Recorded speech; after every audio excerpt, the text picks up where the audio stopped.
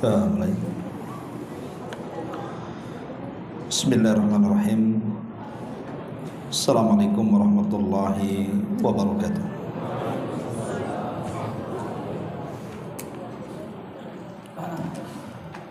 Alhamdulillah wassalatu wassalamu ala Rasulillah wa ala alihi wa sahbihi wa mawalah wa la hawla wa la quwata illa billahi wa ba'd. Alhamdulillah, di malam ini kembali kita bisa duduk di Masjid Pontrenis.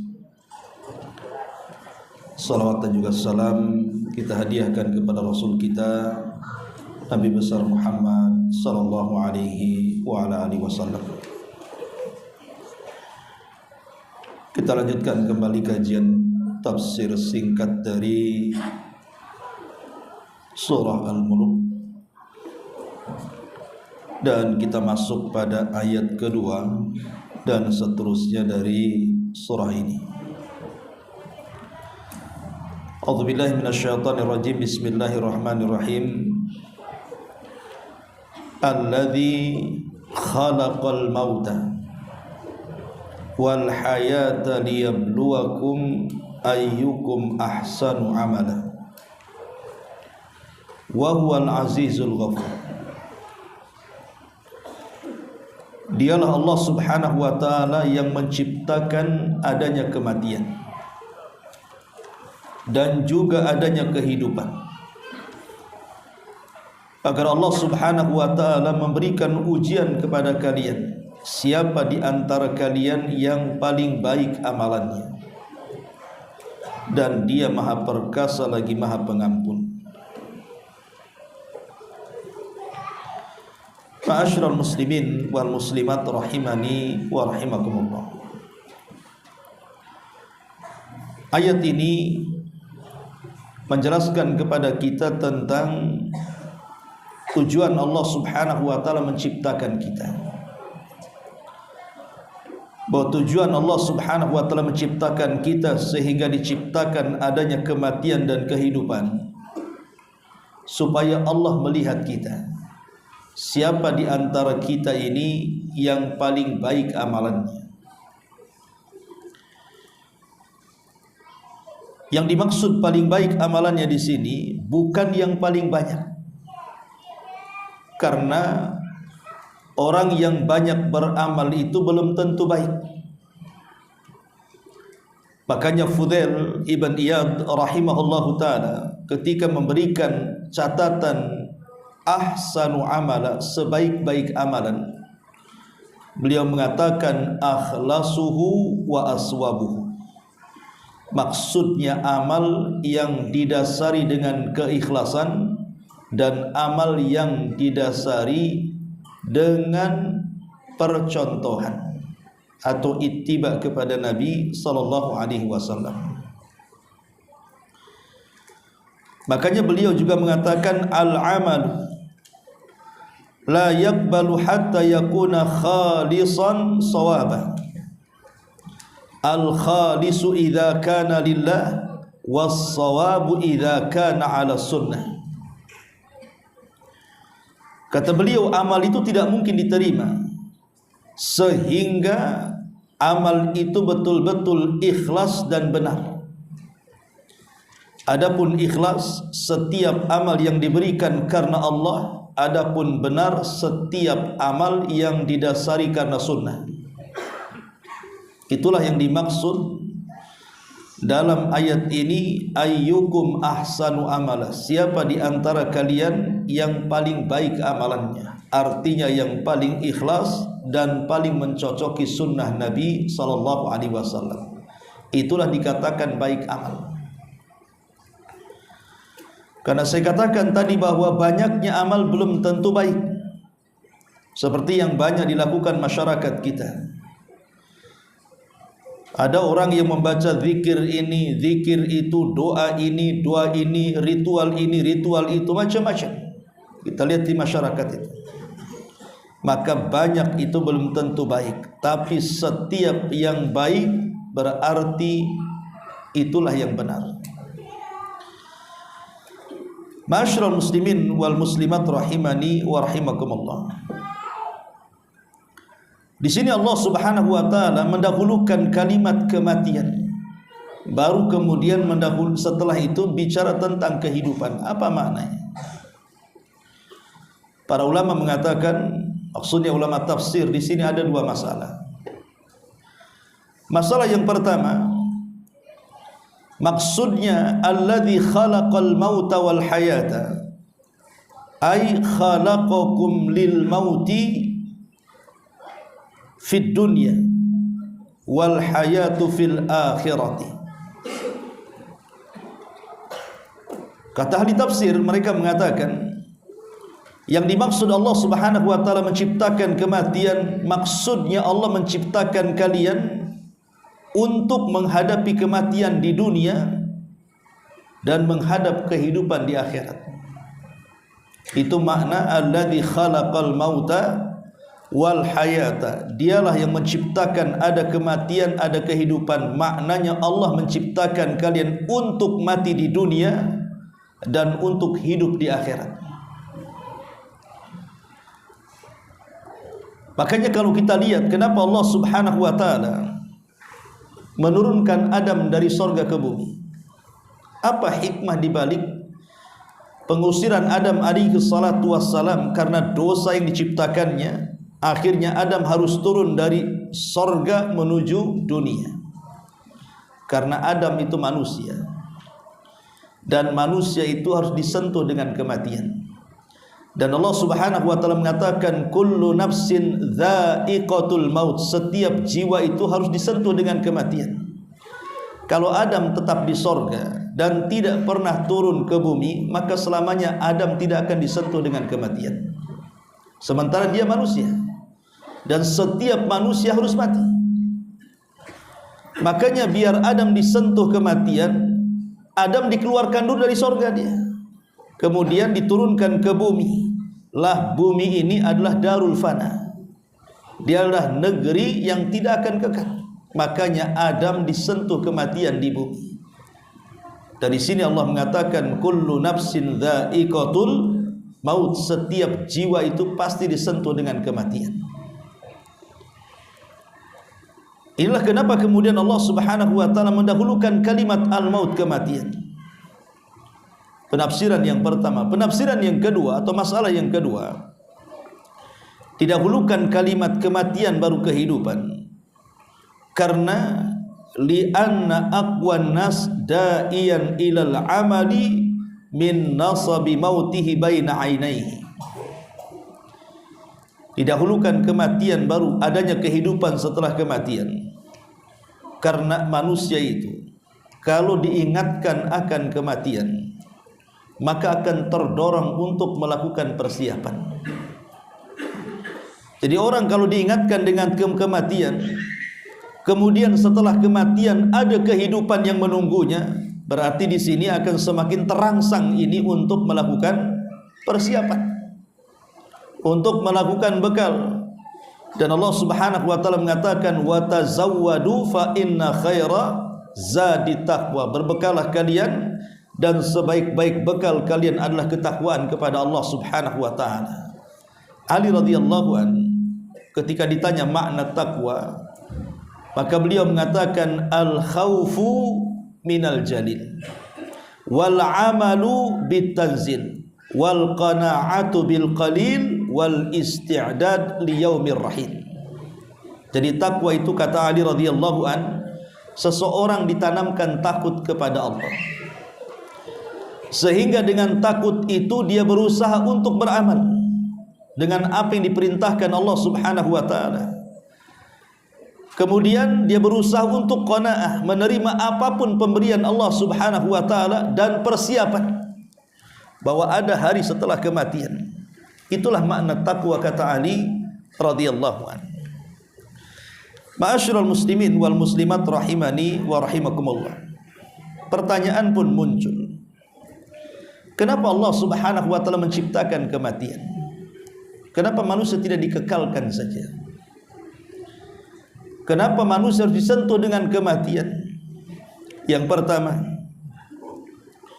sebagaimana ayat yang kita bahas ini, bahwa Allah Subhanahu wa taala menciptakan adanya kematian dan adanya kehidupan ini ibtila'an li ibadihi, sebagai bentuk ujian kepada hamba-hambanya, agar Allah Subhanahu wa taala mengetahui dengan adanya kematian dan kehidupan ini, siapa di antara manusia yang ada di bumi ini yang mereka taat kepada Allah dan siapa yang mereka bermaksiat kepada Allah. Sebab kalau tidak ada kematian, tidak ada ujian. Bagaimana cara mengujinya? Kalau seandainya tidak ada, dalam mungkin kalau istilah sekolahan itu tidak ada kelulusan. Dengan adanya kelulusan kemudian adanya ujian, maka dari situ kita mengetahui mana murid yang cerdas, mana murid yang tidak cerdas. Lah begitu juga dengan adanya kematian.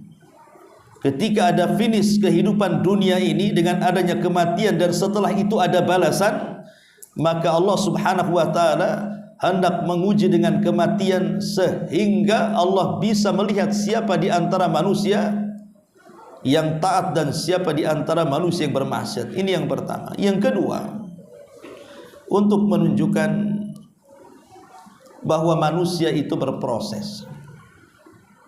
Bahwa manusia itu berproses. Mulai dari rahim seorang ibu, dari segumpal sperma, kemudian menjadi segumpal darah, kemudian menjadi segumpal daging, kemudian ditiupkan ruh, jadilah manusia.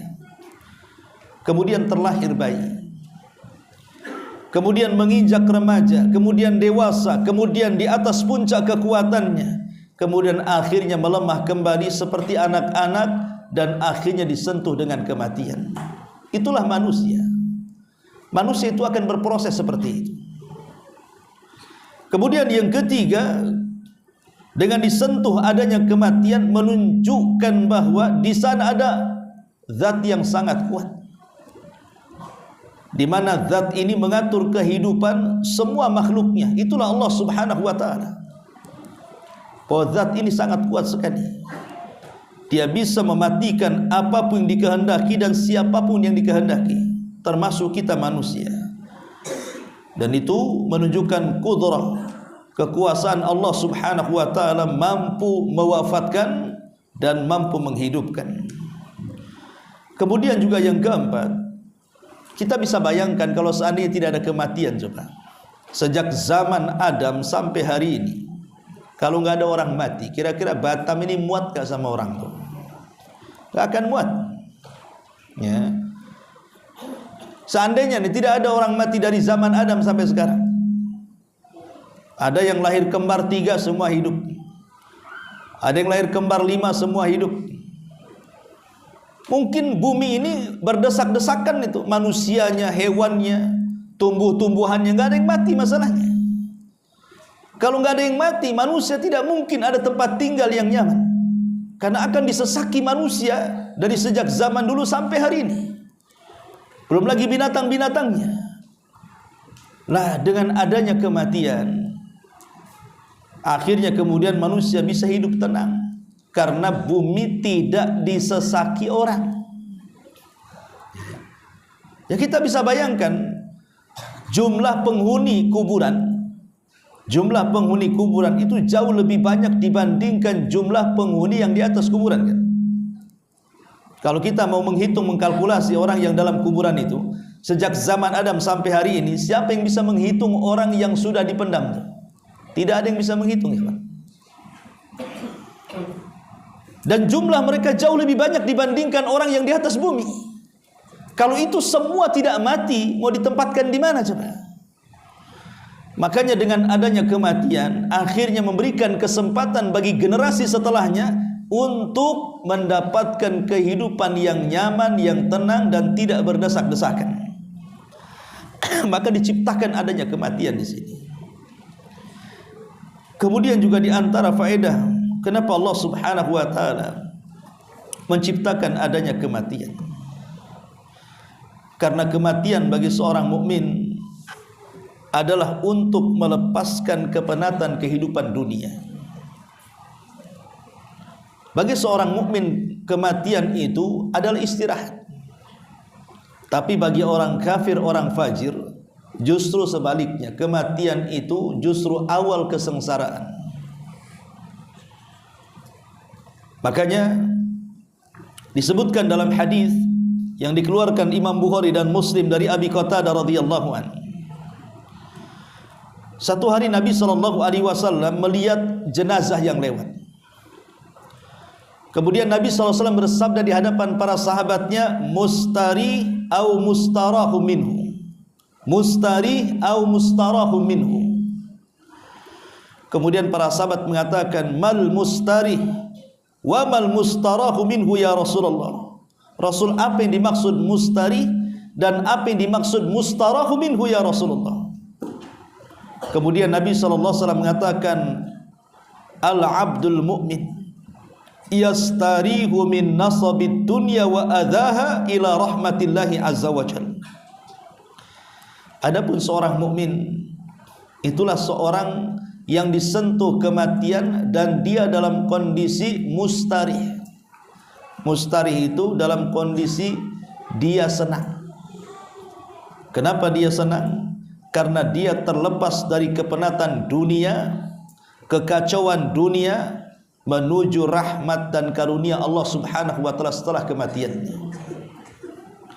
Adapun selain mukmin, maksudnya orang kafir, orang fajir, orang fasik, maka Nabi SAW mengatakan, yastarihu minhul ibadu wal biladu wasyajaru wad dawab. Justru dengan kematiannya makhluk lain tenang dari dia. Manusia tenang dengan kematiannya, negeri aman dengan kematiannya, pepohonan merasa nyaman dengan kematiannya, bahkan hewan-hewan merasa senang dengan kematiannya. Itulah kematian orang jahat. Jadi kematian orang jahat yang senang bukan dia, tetapi orang lain, makhluk lain senang dengan kematiannya. Syukur dia mati, alhamdulillah dia mati. Ngapain dia tetap hidup kalau bisa mati saja? Kan begitu. Kalau orang jahat itu maunya begitu. Tapi kalau orang baik, aduh sayang, usianya masih 30 tahun, kenapa dia mati? Biasalah orang baik gitu, matinya cepat kata. Kalau orang jahat lama. Ada masyarakat kan ngomong begitu. Makanya ada orang jahat nggak mati-mati itu didoakan mati, tapi tak mati-mati dia. Yang mendoakan mati duluan pula. Ya. Jadi di sini ikhwatul fillah muliakan Allah Subhanahu wa taala, lihat bagaimana Nabi SAW menggambarkan bahwa kematian seorang mukmin itu hakikatnya istirahat dari kepenatan dunia. Makanya kalau ada istilah di masyarakat, mari antar jenazah ini ke kuburan, ke tempat peristirahatannya yang terakhir, kalimat ini harus dirinci. Apa maknanya?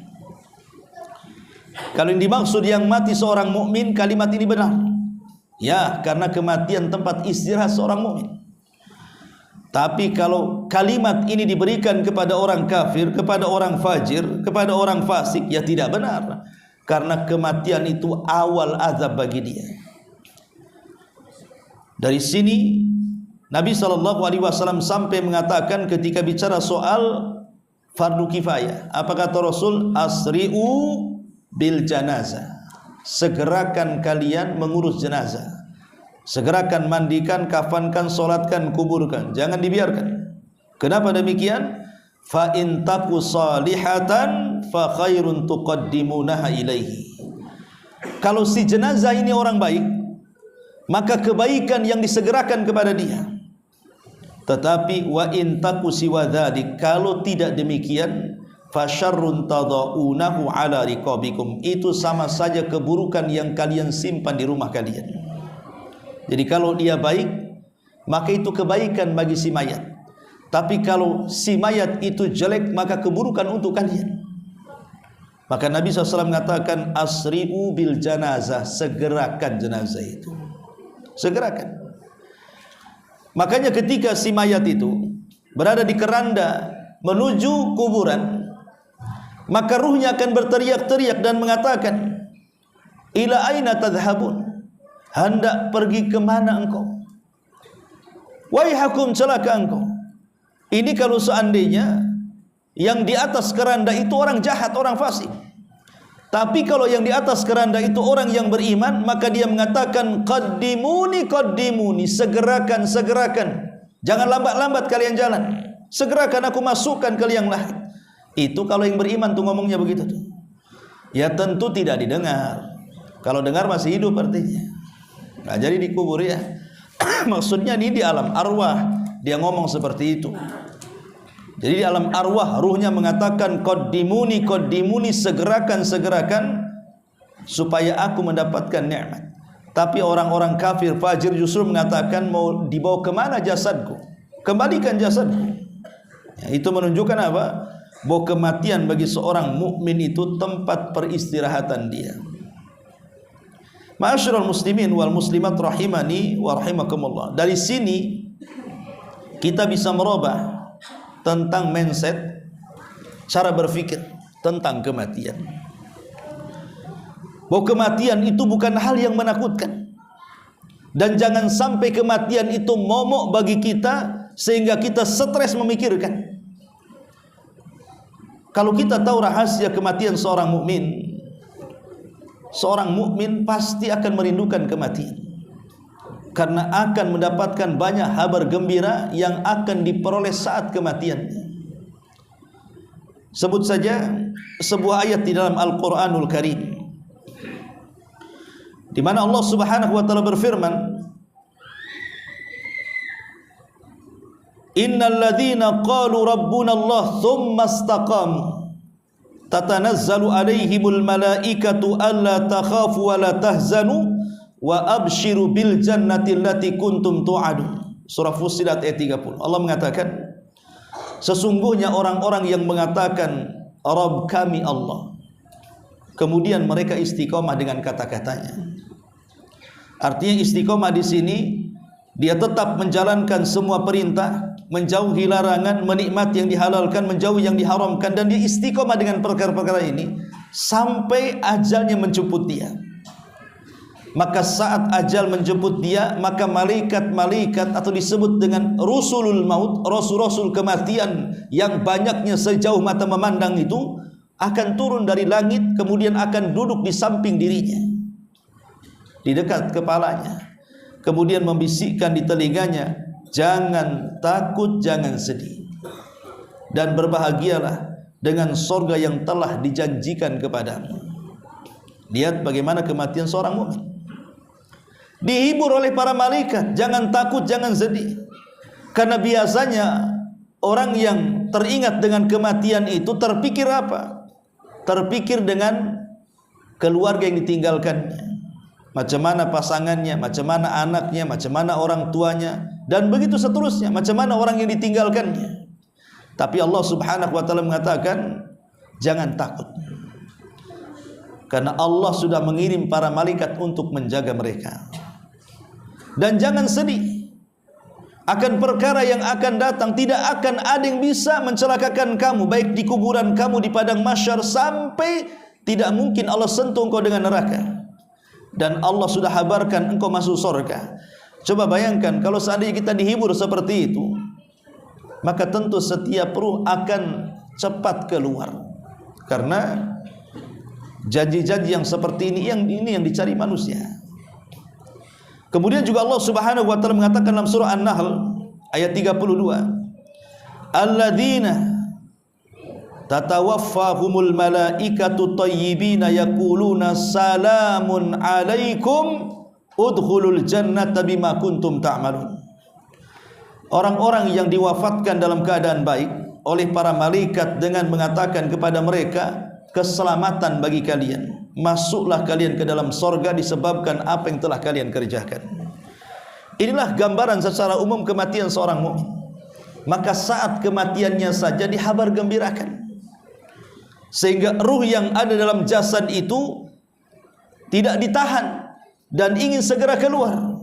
Karena dia tahu kalau ruh sudah berpisah dengan jasad, maka dia akan mendapatkan kebaikan dan kenikmatan yang belum pernah dia dapatkan sebelumnya. Itu yang disebut dengan nikmat kubur. Ya, nikmat kubur.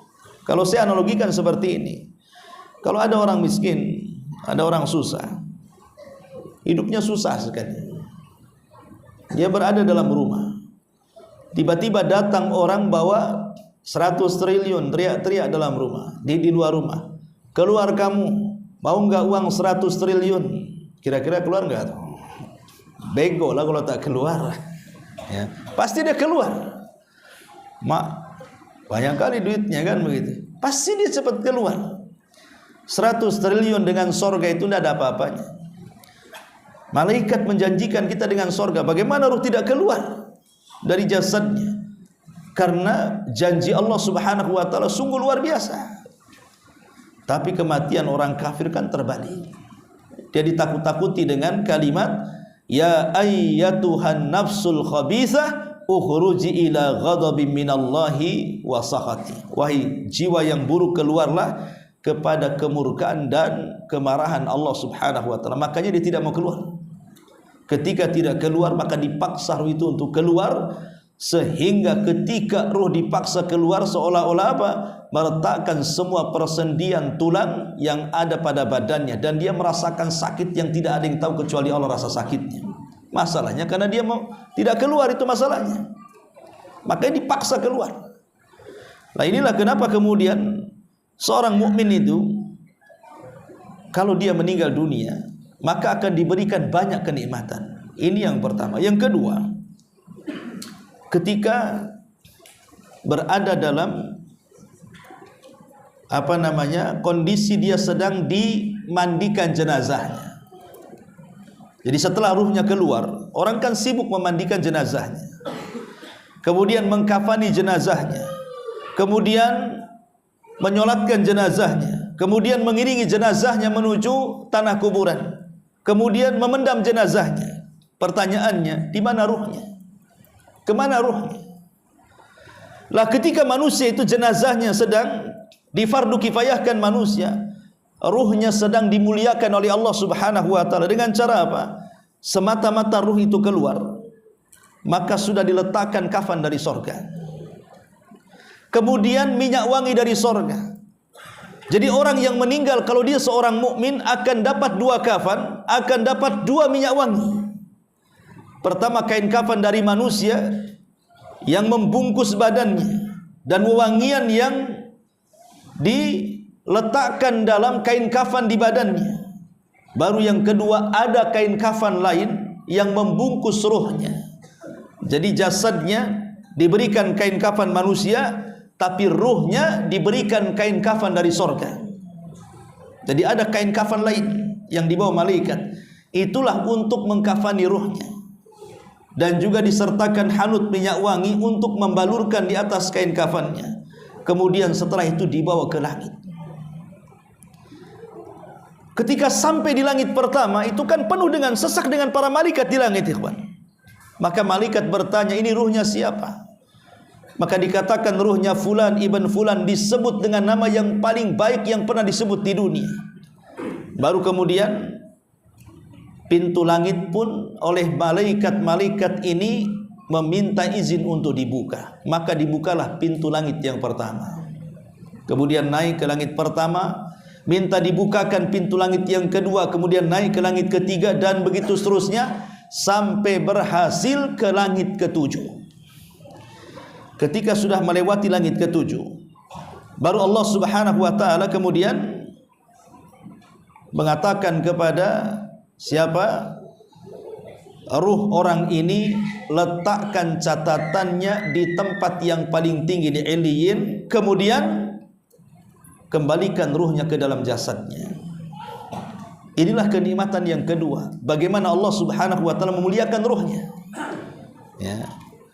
Baru kenikmatan yang ketiga, setelah Allah Subhanahu wa ta'ala mengembalikan ruhnya ke dalam jasadnya, tiba-tiba kemudian dia terbangun.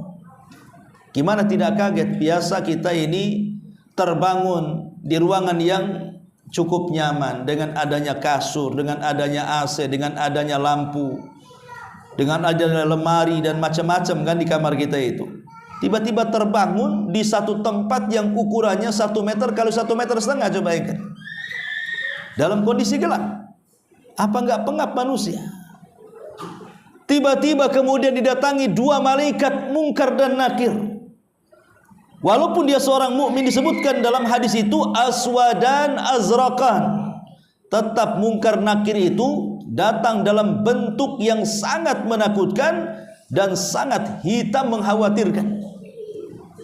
Tiba-tiba kemudian membentak seorang mukmin dalam kubur dan mengatakan, man rabbuk, siapa Rabbmu, wa manabiyuk, siapa nabimu, wa madinuk, dan apa agamamu.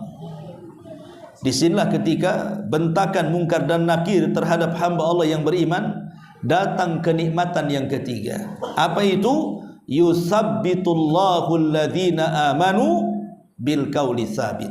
Tiba-tiba Allah berikan kemantapan. Tiba-tiba Allah Subhanahu wa taala berikan kemantapan. Kemantapan apa? Kemantapan jawaban. Yusabbitullahu, Allah yang memantapkan, bukan dia yang hafal jawaban. Sekalipun kita hafal nih di dunia, ditanya siapa Tuhanmu, ya kita jawab Allah. Siapa nabimu? Muhammad. Apa agamamu? Islam. Gak percaya, ini tengok KTP saya Islam, ya. Walaupun di dunia kita mantap jawaban, belum tentu di akhirat dalam kubur itu kita mantap jawabannya. Karena yang memantapkan bukan kita, Allah yang memantapkan. Karena dalam kondisi ketakutan, ikhwatu fiddin, orang yang lancar itu akan gagap dalam bicara. Ingat ketika ada seorang orang soleh di zaman dulu berbisnis, di mana orang soleh ini suka mengantarkan barang dari satu negeri ke negeri lainnya, pakai jasa unta. Kalau zaman dulu kan belum ada ya semacam tiki atau apa gitu ya, kantor pos yang bisa mengantarkan barang atau kargo, enggak ya. Orang dulu kalau ngantarkan dari daerah ke daerah ya pakai unta, antarkan barang ini ke daerah sana, dan antarkan barang ini ke daerah sana, kan itu. Jadi tiba-tiba ada orang yang menawarkan diri, saya bisa mengantarkan barangmu dengan cepat dan ongkosnya sangat murah. Karena yakin dan percaya, akhirnya dibawalah barang-barang itu, kemudian berangkat. Orang soleh ini bingung, kenapa jalannya tidak biasa, kenapa diarahkan ke tengah padang pasir. Tetapi dia berhusnudzon, mungkin dia punya jalan lain yang singkat. Di tengah padang pasir kaget, rupanya banyak tulang-tulang manusia di situ. Ada tengkorak-tengkorak manusia, mulai curiga. Jangan-jangan dia perampok, bukan orang yang suka ngangkut barang, katanya. Ternyata betul, setelah di tengah padang pasir dia mengaku bahwa saya perampok. Karena ketakutan orang soleh ini, dan mengatakan, ya sudah gini saja, kalau engkau ingin merampok, ambil semua barangku, tetapi biarkan aku pulang, katanya. Maka sang perampok mengatakan, semua orang yang kurampok ngomongannya sama dengan kamu, tetap kubunuh juga, katanya. Nggak bisa kok. Akhirnya orang soleh mengatakan, kalau engkau harus membunuhku, nggak apa-apa, tapi berikan kesempatan aku berwudu dan sholat 2 rakaat. Akhirnya diberikan kesempatan berwudu kemudian sholat 2 rakaat. Karena ketika sholat dia sudah ketakutan, habis sholat pasti dibantai. Akhirnya ngeblank, nggak tahu surat apa yang dibaca dia. Satu pun surat gak hafal, gak tahu dia. Padahal dia hafal Quran. Tapi karena dia terpikir habis sholat mau dibunuh, hilang semua hafalannya. Hilang semua hafalannya, gak tahu apa yang mau diucapkan. Coba bayangkan. Lah ini baru manusia yang bentak. Ini yang bentak mungkar nakir pula, kan begitu. Apa gak menggigil lagi? Coba. Terkadang ikhwatu fiddin muliakan Allah Azza wa Jalla, walaupun kita hafal di dunia, kalau dibentak-bentak oleh orang yang menakutkan, ngeblank kita. Tapi subhanallah, akhirnya dia ada satu ayat hafal dari 30 juz itu, ada satu ayat hafalnya orang soleh ini. Apa ayatnya? Amman yujibul muttarra idza da'ah wa yaksifus su ila akhiril ayat. Satu ayat ini hafal.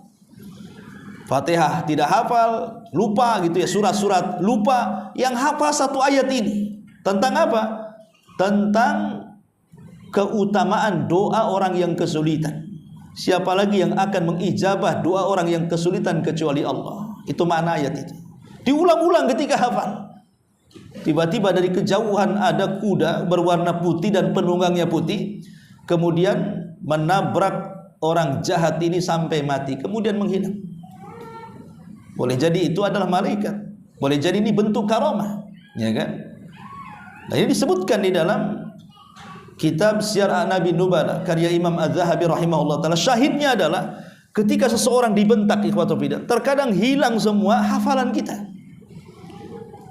Tetapi bagi orang-orang yang beriman, Allah Subhanahu wa taala berikan apa?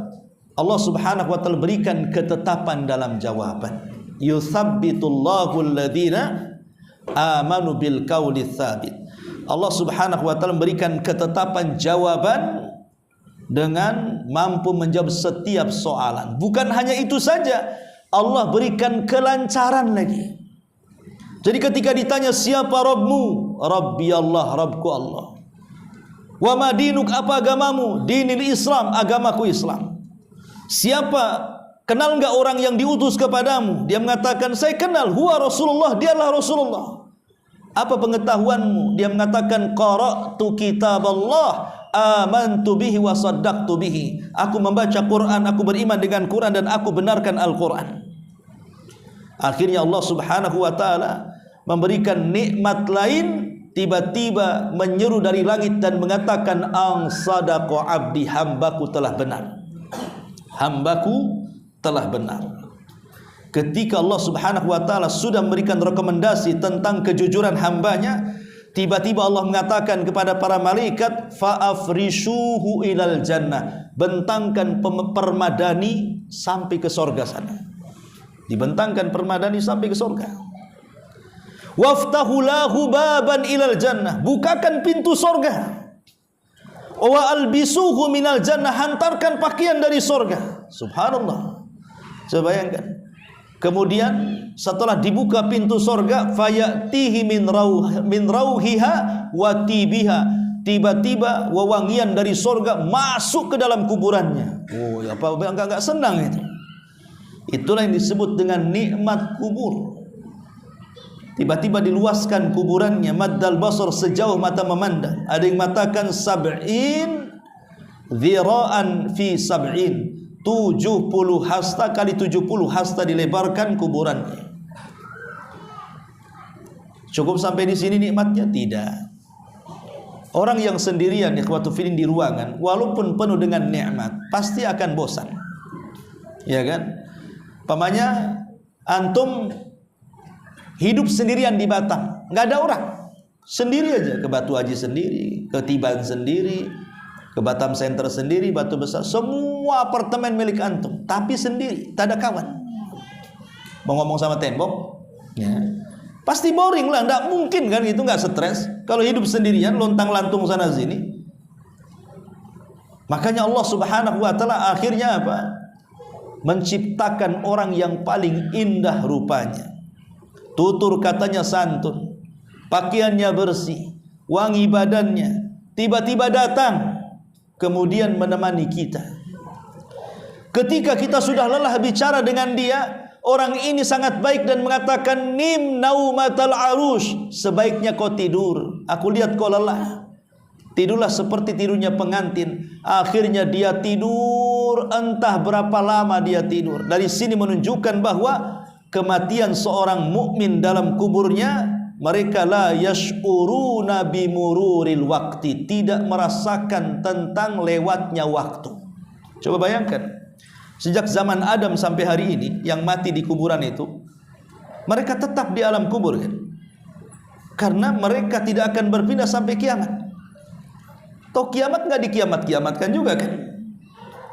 Kalau seandainya kita mati hari ini, kemudian kiamat baru terjadi setelah 1000 tahun lagi, berarti kita harus 1000 tahun dalam kuburan kan?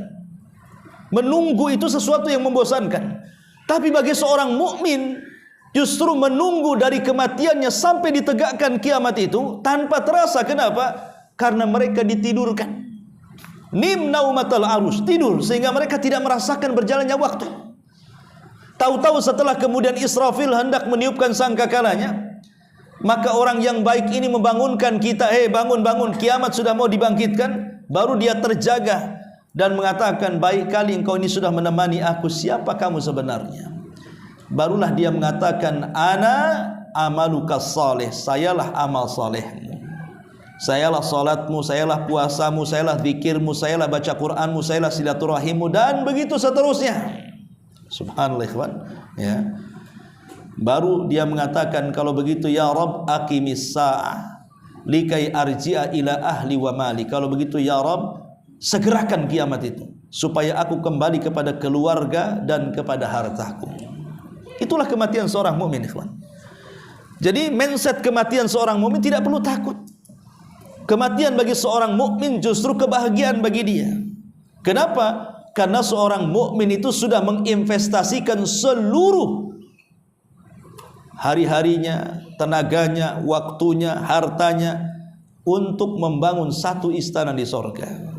Makanya saat kematiannya dia ingin sangat berjumpa dengan Allah dan cinta berjumpa dengan Allah. Makanya Allah sangat senang berjumpa dengan dia. Man ahabba liqa Allah ahabballahu liqa'ah, wa man kariha liqa Allah karihallahu liqa'ah.